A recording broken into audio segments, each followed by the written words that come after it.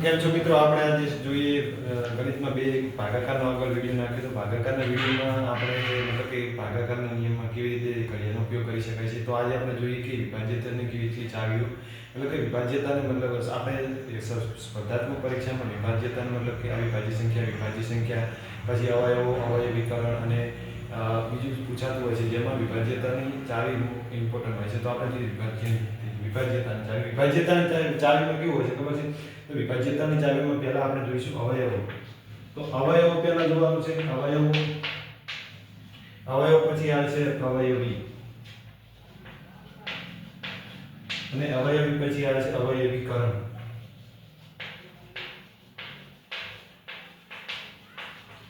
પહેલા તો આપણે ત્રણ ટોપિક બતાવવાના છે કે પહેલો અવયવ જોઈશું, અવયવી જોઈશું અને પછી અવયવીકરણ જોઈશું અને ત્યારબાદ આપણે જોઈશું કે વિભાજ્ય કઈ અવિભાજ્ય છે, કઈ સંખ્યા વિભાજ્ય છે, એના ફેક્ટ પૂછાતા હોય છે. તો આપણે પહેલા જોઈએ કે અવયવો કોને કહેવાય છે.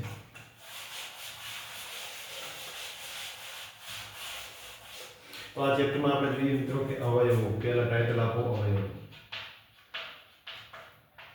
અવયવો કોને કહેવાય છે કે આપણે કોઈ સંખ્યા છે એના મતલબ કે ભાગ પાડી અને કઈ સંખ્યા વડે તેને મતલબ કે ભાગી શકાય છે. જોઈએ કે પહેલા તો આપણે નાની સંખ્યા લઈએ કે 12 ના અવયવો કયા છે. 12 ના મતલબ કે 12 ના અવયવો કયા છે. તો 12 ને કઈ સંખ્યા વડે ભાગી શકાય છે. 12 થી વધુ ના હોવી જોઈએ. 1 થી 12 વચ્ચે મતલબ કે 12 થી ઉપર જશે તો તે અવયવો ગણાશે નહીં. તો આપણે જોઈએ પહેલાથી એક ઘડિયામાં લાઈનસર બોલતું જવાનું છે જેમ ઘડિયામાં આવે. તો આપણે 12 ને 1 વડે ભાગી શકાય છે. હવે પછી બીજું જોઈએ 12 ને 2 વડે ભાગી શકાય. તો કે હા 12 ને પણ 2 વડે ભાગી શકાય છે. 12 ને 3 વડે ભાગી શકાય. 3 ચોક 12. 12 ને પણ 3 વડે ભાગી શકાય છે. 12 ને 4 વડે ભાગી શકાય. 4 તરી 12 થઈ. 6 વડે પણ 5 વડે ના ભાગી શકાય. 5 દૂ 10 થાય છે અને 5 તરી 15 થાય છે. 6 વડે તો 6 વડે પણ ભાગી શકાય છે. 7 વડે ના ભગાય કારણ કે 7 દૂ 14, 7 તરી વધી જાય છે. 8 વડે 8 દૂ 16, 8 તરી 24. 9 વડે પણ ના ભાગી શકાય. 10 વડે પણ ના ભાગી શકાય અને 12 વડે ભાગી શકાય છે. તો આ થઈ ગયા આપણા 12 ના અવયવ.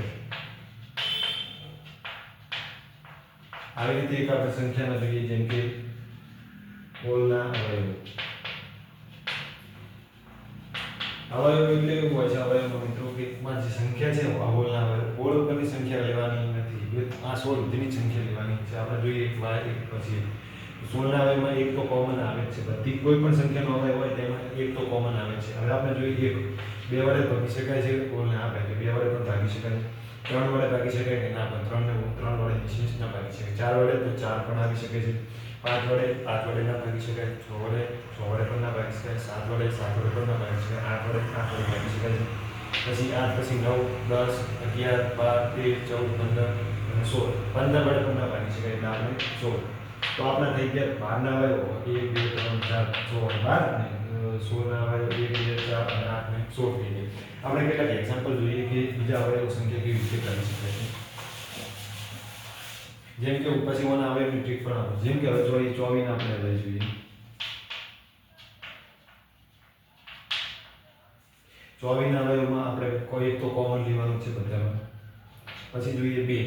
2 વડે ભાગી શકાય. 2 વડે પણ ભાગી શકાય. 3 વડે તો 3 આટલું 24 એટલે 3 વડે પણ ભાગી શકાય. અવયવ એટલે ટૂંકમાં કે આ સંખ્યા છે અને કઈ સંખ્યા વડે મતલબ ભાગી શકાય અને ઘડિયામાં આવતી હોય તે સંખ્યા. 4 વડે તો 4 વડે 6 ચોક 24 વડે ભાગે છે. 5 વડે ને 5 વડે નહીં ભાગે. 5 દૂ 6 20 થશે. 12 વડે 25 થશે. 6 વડે 6 ચોક 24 થશે.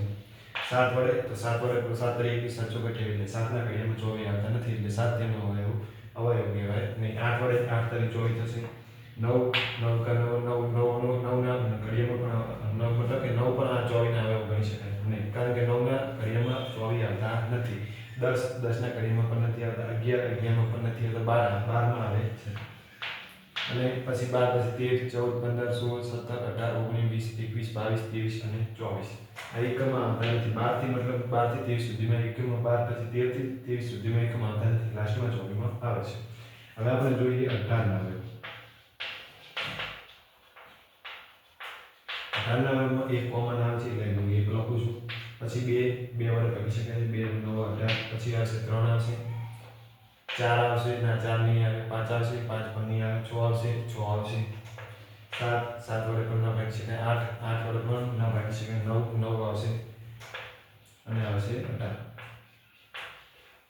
અને હવે એક હું તમને 2 3 ગણાવું પછી હું શોર્ટકટ ટ્રીક આપું. જેમ કે હવે આપણે જોઈએ કેના જોઈશું? જેમ કે જો આપણે જોઈએ છત્રીના અવયવો.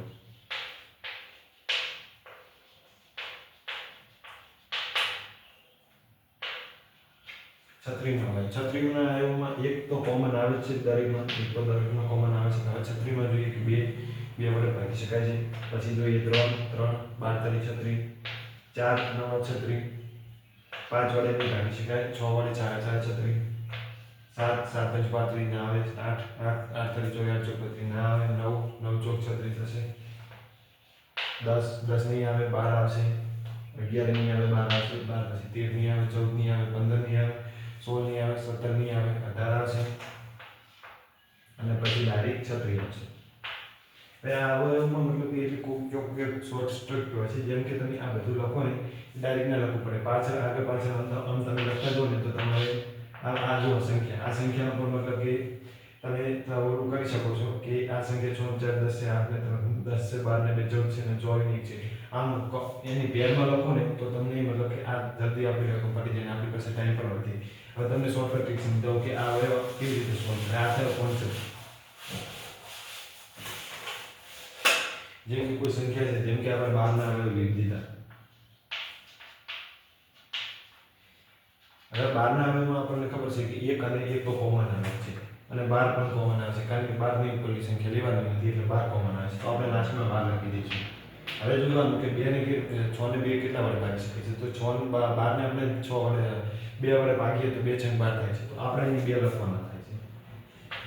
હવે 2 લખીશું તો કેટલા વડે ભાગે? 6 વડે. તો આપણે અહીં લાસ્ટમાં 6 લખીશું. હવે જોઈએ કે આપણે 3 વડે ભાગી શકાય છે. હા, કે 3 વડે ભાગી શકાય છે. 3 ને કેટલા વડે ભાગી શકાય? તો 3 ને 4 વડે. તો 3 4 12 થાય છે. તો આ 4 અને આ 6 અને 12 થાય છે. આપણો જવાબ થઈ ગયો. આપણે આ તમે આપણે કરતા હતા એક લાઈનમાં જોવાની જરૂર ન પડે. બે કરતા જઈએ ને આમ તો આપણે મતલબ કે સમય પણ બચે છે અને તેનો આપણે ઉકેલ પણ લાવી શકીએ છીએ. હવે જોઈએ આ પેરમાં જોઈએ આપણે, જેમ કે કોઈ સંખ્યાનો લઈએ 40 ના અવયવ જોઈએ. 40 ના અવયવમાં એક કોમન આવે છે તો લાસ્ટમાં 40 પણ કોમન આવશે, કારણ કે એક જે અહીં કોમન લે અહીં આપણે ભગાશે એ કોઈ સંખ્યા વડે ભગાશે. 2 આવે છે, 2 કઈ આવે છે? 2 પાછળ કોમન 20 આવે, 20 × 40 તો આપણે લાસ્ટમાં 20 લખીશું. પેરમાં જોડ લખવાનું.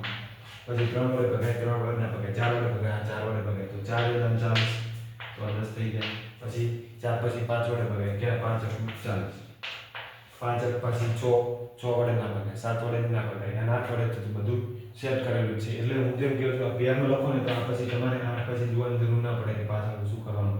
આ પેરમાં લખી જઈએ તો આપણને મતલબ ઝડપી ઉકેલ મળી શકે છે. હવે આપણે જોઈએ કોઈ સંખ્યાને, જેમ કે 45 ના અવયવ. હવે ખબર પડી હશે તમને કે આપણે એક લખતાની સાથે આપણે પાછળ 45 લખાઈ જવા જોઈએ. 45 2 વડે ના ભાગી શકાય, 3 આવશે એટલે કેટલા આવશે? 15 તરી 45 તો એ 15 આવશે પેરમાં. પછી 4 વડે ના ભાગી શકાય, 5 વડે ભગાશે, કેટલી આવશે? 9 આવશે. 5 વડે ભાગીશું તો 9 આવશે. તો હવે આપણે જોઈએ 5 6 વડે ના ભગાય, 7 વડે ના ભગાય, 8 વડે ના ભગાય, 9 વડે તો 9 થી બધું સેટ જ છે. તો આ રીતે આપણે પેરમાં લખી, જેથી આપણો સમય પણ બચે છે અને આપણે જવાબ પણ સાચા આવે છે. હવે 3-4 એક્ઝામ્પલ જોઈએ પેરમાં અને પછી આપણે જોઈએ અવયવ. જેમ કે હું તમને એક લખાવું છું 30 નો અવયવ.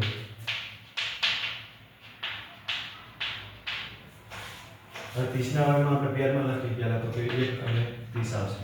પછી 2 વડે ભગાય છે એટલે 2 અને 15 આવશે. પછી 3 વડે ભગાય છે એટલે 3 અને 10 આવશે. 4 વડે નથી ભગાતા, 5 વડે ભગાય છે તો 5 અને 6 આવશે. કેટલું ઝડપી આપણે દાખલાનો જવાબ આવી ગયો કે આ તો આપણે 30 ના અવયવ આવી ગયા. હવે આપણે કોઈ સંખ્યા લઈએ, જેમ કે 50 છે, 50 ના અવયવ. કોઈ પણ સંખ્યાનો આપણે અવયવ લેતા હોય તો મિત્રો એને પેરમાં કોમ્પેરિઝન કરવી જરૂરી છે. જો પેરમાં કરશે તો આપણો સમય પણ બચી શકે છે. જેમ કે 50 ના 1 અને 50 લખી દેવાના. પેર લખવાની છે તો આ 1 લખાતાની સાથે 50 લખાઈ દેવાનું. પછી એ 50 લખી ગયા પછી આપણે 2 વડે ના ભાગી શકીએ. 2 વડે ભગાશે 25 × 50 થશે. 2 વડે 3 વડે 4 વડે ના ભાગે, 5 વડે 5 × 10 થશે. હવે કોઈ વડે ભગાતું જ નથી. 5 6 7 8 9 10 થી બધું સેટ જ છે. એટલે આ આપણા થઈ ગયા 50 ના અવયવ. હવે આપણે જોઈએ કેટલાક અવયવી. બરાબર,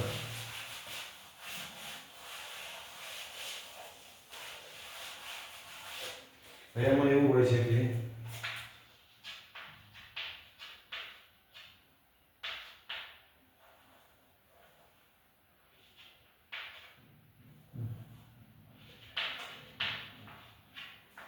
હવે અવયવીકરણ કેવું હોય છે દાખલા તરીકે આપણે કોઈ સંખ્યા છે જેમ કે 12 નું અવયવીકરણ કરો.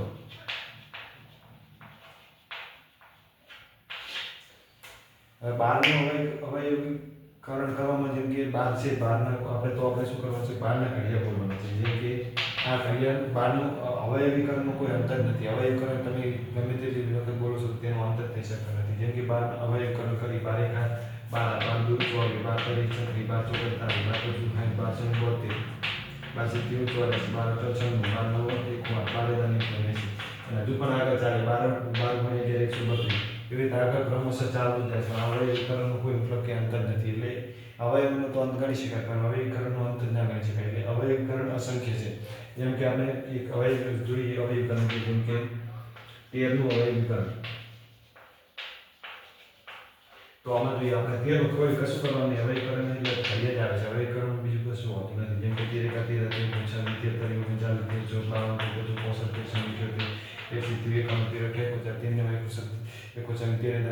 મતલબ એક એક 13 117 13 130 એટલે અવયવીકરણ મતલબ કે અસંખ્ય હોય છે. અવયવીકરણનો મતલબ અંત આવી શકતો નથી. આગળ આગળ ચાલ્યા કરે છે. એટલે અવયવીકરણ અસંખ્ય હોય છે. આપણે અવયવીકરણ થોડું કેટલાક એક્ઝામ્પલ સોલ્વ કરીએ.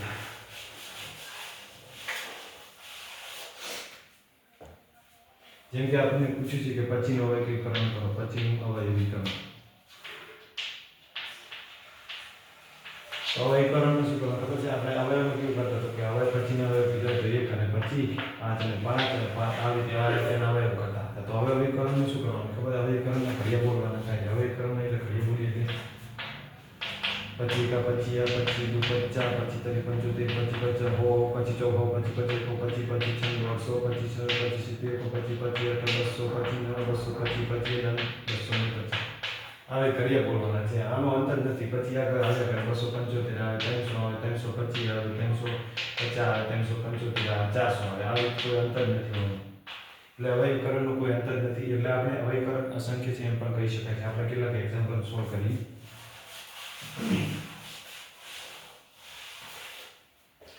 જેમ કે કોઈ સંખ્યાનું અવયવીકરણ કરીએ જેમ કે 30 નું અવયવીકરણ કરીએ.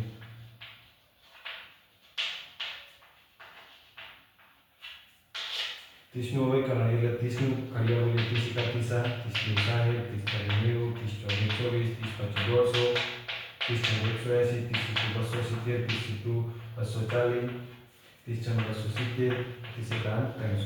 270 30 મતલબ કે અવયવીકરણનો કોઈ અંતર નથી. હવે આપણે કોન્સેપ્ટ જોઈએ કે વિભાજ્ય અને તમે આ સમજી ગયા છો અવયવીકરણ કેવી રીતે કરે છે, અવયવો કોને કહેવાય છે અને હવે એક આપણે આવે છે કે અવયવી કોને કહેવાય.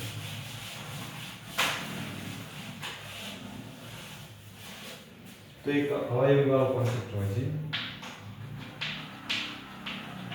જેમ કે 12 નું અવયવી છે આપણે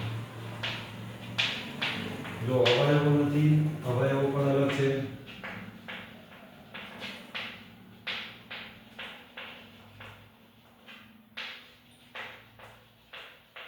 આ ત્રણ અલગ છે. અવયવી છે અવયવો નથી કે અવયવીકરણ નથી. એટલે આ અવયવો અવયવીકરણ અવયવી ત્રણ અલગ છે. 12 નું અવયવીકરણ કરે તો આપણે આ સંખ્યા છે 12 ના તો આને કઈ સંખ્યા વડે મતલબ કે ભાગી શકાય છે. જેમ કે આપણે જોઈએ કે 2 અને 6 વડે ભાગી શકાય. પછી ઓના પણ હજી ભાગ પડે છે 2 ગુણ્યા 3 3 ગુણ્યા 2 એટલે 2 ગુણ્યા 3 તો આ 2 નું અવયવીકરણ છે 2 દુ 4 4 તારીખ 12. બીજી રીતે કરવા હોય તો કે 3 ગુણ્યા 4 જો 4 નું અવયવીકરણ થાય છે 2 ગુણ્યા 2 3 ગુણ્યા 3 આ 3 દુ 6 6 દુ 12 આને અવયવી કહેવાય. હવે આપણે કે અવયવી કેવી રીતે બે રીતે કરે કાં તો મોટી સંખ્યા વડે કાં તો એના ટુકડા કરી અને પાછળ જે સંખ્યા બીજી હોય કે એકી હોય એનું અવયવી થતું હોય તો હાવ નાનામાં નાની સંખ્યા વડે તેનું વિભાજન કરીએ તો તેને અવયવી કહી શકાય છે. આપણે એક્ઝામ્પલ જોઈએ. જેમ કે 15 નું અવયવી. હવે કોઈ સંખ્યા હોય છે જેની 1 અને 2 જ અવયવી હોય જેમ કે આ 15 છે 15 ને કેવી રીતે હોય તો 3 ગુણ્યા 5 આના પછી બીજી રીતે ભાગના પડે 2 ગુણ્યા 4 આના 3 અને 5 જ પડે. અવયવીમાં સંખ્યા એવી હોય છે જેમ કે 2 અને 3 અને 5 આ બે અવયવી બને. હવે આધારના જોઈએ તો આધારના અલગ સંખ્યા બને છે કે જેમ કે 2 ગુણ્યા 3 ગુણ્યા 3 આ આધારના અવયવી બને એટલે 3 પણ હોય, 4 પણ હોય, 5 પણ હોય, અલગ સંખ્યા અલગ અલગ રીતે અવયવી હોય છે.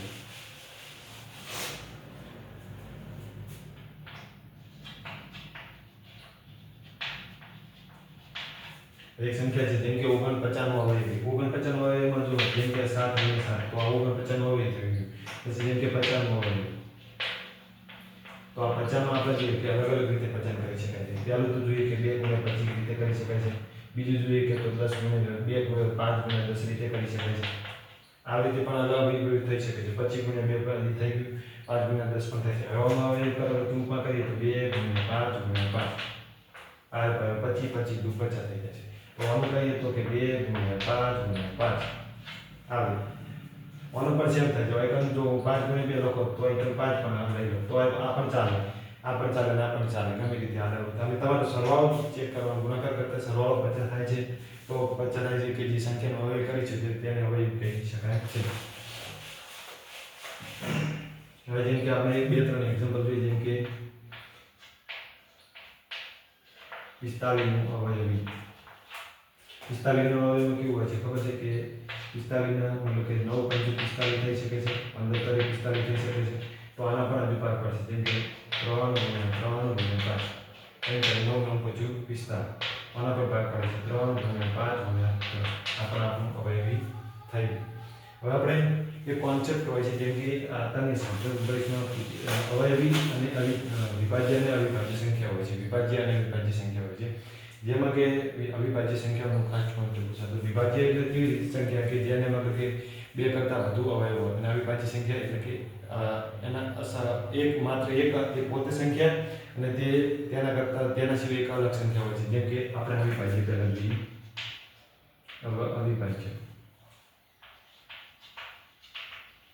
અવિભાજ્યમાં કેવું હોય છે પોતે એક અવિભાજ્ય એટલે કહી શકાય કે જે સંખ્યા પોતે અને તેનો એક બીજો અવયવ હોય તેને અવિભાજ્ય સંખ્યા કહેવાય. તેને શું કહેવાય? અવિભાજ્ય કહેવાય. અવિભાજ્ય કહે છે. આમાં જોઈએ એક્ઝામ્પલ કેવી રીતે અવિભાજ્ય આવે છે ખબર છે? જેમ કે આપણે કોઈ સંખ્યા છે 5 2 છે 3 છે 5 છે 7 છે 11 છે 13 છે 17 છે આ રીતે અવિભાજ્ય સંખ્યાઓને કહેવાય. કારણ કે ઓની એક અને એક પોતે સંખ્યા અને આના સિવાય જેમ કે 1 અને 2 આ બે જ અવિભાજ્ય છે. આ એક સંખ્યા થઈ અને કાર્ય ગુણોત્તર એટલે એનો અવિભાજ્ય તરીકે ગણના કરી શકાય છે. તો અવિભાજ્યમાં આપણે અવિભાજ્યના કેટલા કોન્સેપ્ટ પૂછાતા હોય છે. આ અવિભાજ્ય સંખ્યા કહી શકાય. શા માટે? તો કે અવિભાજ્યની સંખ્યા પોતે એક હોય છે અને એના સિવાય બીજો એક ગુણાકારનો ગુણોત્તર એટલે કે અવયવ હોય છે જેને આપણે અવિભાજ્ય સંખ્યા તરીકે ગણી શકાય છે. હવે આપણે અવિભાજ્યમાં એવું પૂછાતા હોય છે કે અવિભાજ્ય આટલેથી આટલી કેટલી અવિભાજ્ય સંખ્યા છે. જેમ કે નાનામાં નાની અવિભાજ્ય સંખ્યા કઈ? નાનામાં નાની અવિભાજ્ય સંખ્યા તો નાનામાં નાની અવિભાજ્ય સંખ્યા કઈ ગણી શકાય છે? તો કે 2 ગણી શકાય છે. આ ફેક્ટ છે. પછી એક જોઈએ કે બેકી હોય અને નાનામાં નાની હોય. બેકી હોય અને નાનામાં નાની હોય એવી અવિભાજ્ય જે બેકી પણ છે અને એકમાત્ર અવિભાજ્ય સંખ્યા છે. તો કેવી આવશે? તે 2 આવશે. કારણ કે આ બે એકમાત્ર એવો અવિભાજ્ય સંખ્યા છે જે બેકી પણ છે અને અવિભાજ્યમાં પણ તેની ગણના કરી શકાય છે. હવે પછી એવું છે કે તમે 1 થી 50 સુધીની કેટલી 1 થી 25 સુધીની કેટલી અવિભાજ્ય સંખ્યા છે? 1 થી 50 સુધીની કેટલી અવિભાજ્ય સંખ્યા છે? 1 થી 100 સુધીની કેટલી અવિભાજ્ય સંખ્યા છે? 25 થી 50 કેટલી 25 થી 50 વચ્ચે કેટલી અવિભાજ્ય સંખ્યા છે? 51 થી 100 વચ્ચે કેટલી અવિભાજ્ય સંખ્યા છે? પછી 100 થી 200 વચ્ચે કેટલી અવિભાજ્ય સંખ્યા છે? આવું આપણે પૂછતા હોય છે કે 1 થી 25 વચ્ચે કેટલી અવિભાજ્ય સંખ્યા છે? 1 થી 50 વચ્ચે, 1 થી 100 વચ્ચે, 1 થી 50 વચ્ચે, 1 થી 25 થી 50 વચ્ચે, 1 થી 51 વચ્ચે અને 100 થી 200 વચ્ચે. તો આ આપણને પૂછાતા હોય છે. જેમ કે 1 થી 25 વચ્ચે અવિભાજ્ય સંખ્યાની સંખ્યા 9 છે.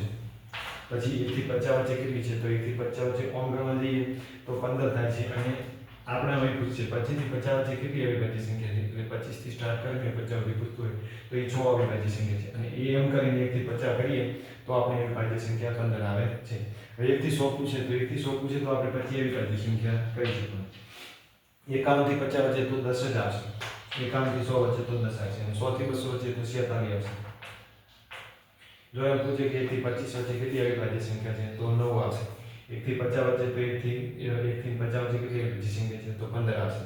1 થી 100 વચ્ચે કેટલી અવિભાજ્ય સંખ્યા છે તો 25 આવશે. 25 થી 50 વચ્ચે કેટલી અવિભાજ્ય સંખ્યા છે તો 6 આવશે. 51 થી 100 વચ્ચે કેટલી અવિભાજ્ય સંખ્યા છે તો 10 આવશે. 100 થી 200 વચ્ચે કેટલી છે તો કે 46 આવશે. પછી એક એવું પણ પૂછાતો કે જે બે અંકની મોટામાં મોટી અવિભાજ્ય સંખ્યા કઈ? બે અંકની મોટામાં મોટી અવિભાજ્ય સંખ્યા કેટલી આવશે? કે બે અંકની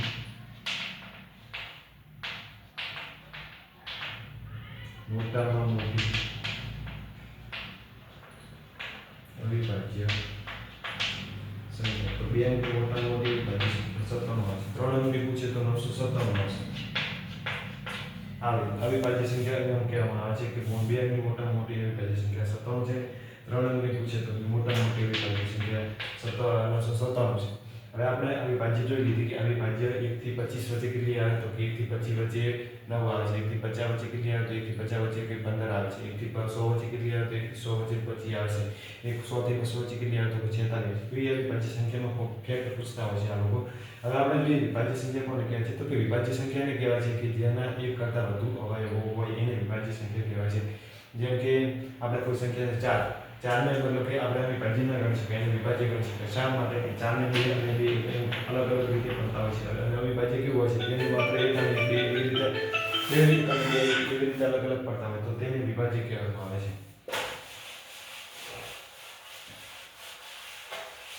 આમાં આપણે આ કોન્સેપ્ટમાં વિભાજ્યતાની જાણ્યો કોન્સેપ્ટમાં શું શીખ્યા? તો કોન્સેપ્ટમાં આપણે જોયું પહેલા તો કે અવયવો કોને કહેવાય છે, જેમ કે 12 ના અવયવો હોય તો કે 12 ના કેવી રીતે હોય પાડી શીખ્યા. પછી જોયું કે અવયવીકરણ, પછી જોયું કે અવયવી, અને ત્યારબાદ જોયું વિભાજ્ય,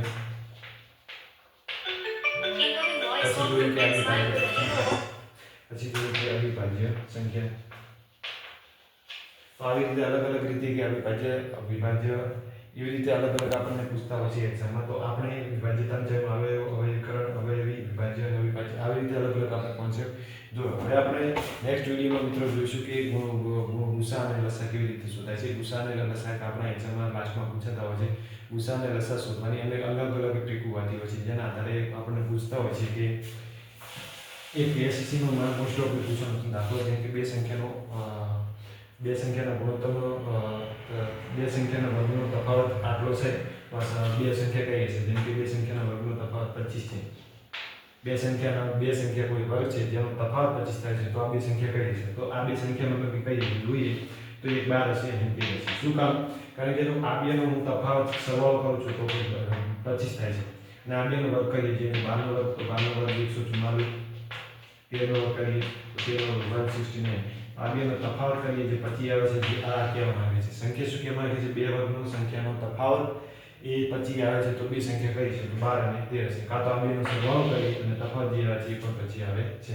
તો આપણે બીજા વિડીયોમાં મળીએ, અને ત્યાં સુધી આપણે બીજા વિડીયોમાં જોઈએ ગુસા અને લસા. ત્યાં સુધી મળીએ બીજા વિડીયોમાં. જય દ્વારકાધીશ.